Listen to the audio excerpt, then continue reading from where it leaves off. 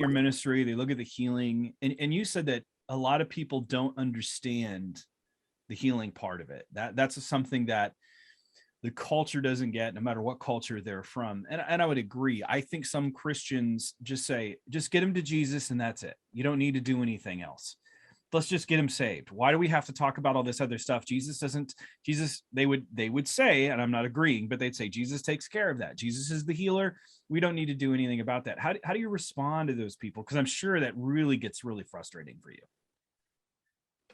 Yes and no. I want to make something really clear about the healing conversation.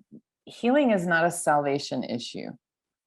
So I know people that have been Christians their entire lives, and they walk in the best that they can, in the truth of God's word, and they will die that way. And yet they are captive to a variety of kinds of things. Be they some sort of addiction, be they some sort of depression, anxiety, certain sin, and it doesn't make them not a Christian. Right. It means that part of their heart has not been healed, and they have not been released from that stronghold, that sin pattern, right? And God says that if you go on like that, you will continue to drive yourself further and further away from my healing, my ability to release you from that. So there is a level of knowledge that we can possess, and walk in a faithful relationship with God. Okay. And I just want that to be clear, because I don't want people to get the impression that if you haven't experienced some sort of supernatural healing, that somehow you're not a Christian. That is not the question. The question is, have you been transformed? Have you been liberated the way that he says he will liberate you? I have come that you may have life and life abundant, right? So not only will I give you new life, new creation, I will continue on a regular basis to transform you. What does that mean? What does that mean? It doesn't mean you're going to die and not go to heaven. It means I've got something for you in this life.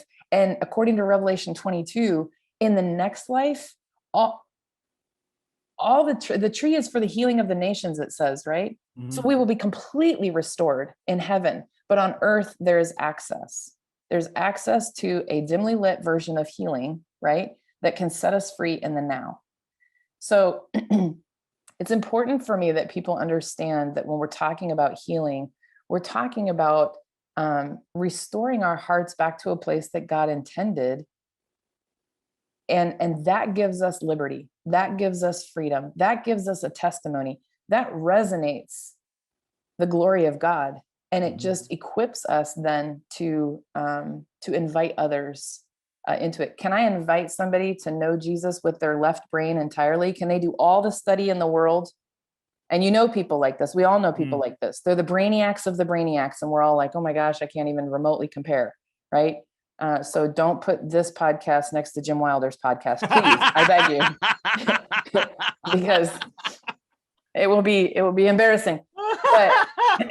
But even Jim Wilder would tell you that that is only a portion of who he is. His experience of God and the healing of the things that were broken in his own life is what compels him to do his ministry.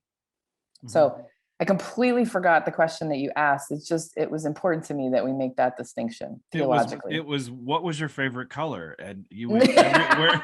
You went everywhere, right? And that is just what happens in theological conversations, right? We start over here and somehow we end up over here. And we're like, wait, I never even asked that question.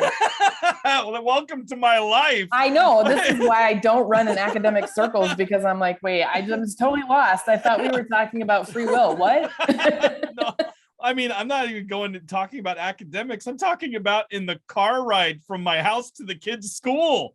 My kids are like, all I asked, Dad, was, are you backing out right now? And I'm somehow on the sovereignty of God. And is there life on other planets? How do we get there? My kids are like, Dad, how did you get there? I know. This is their the wound they carry of being in our family.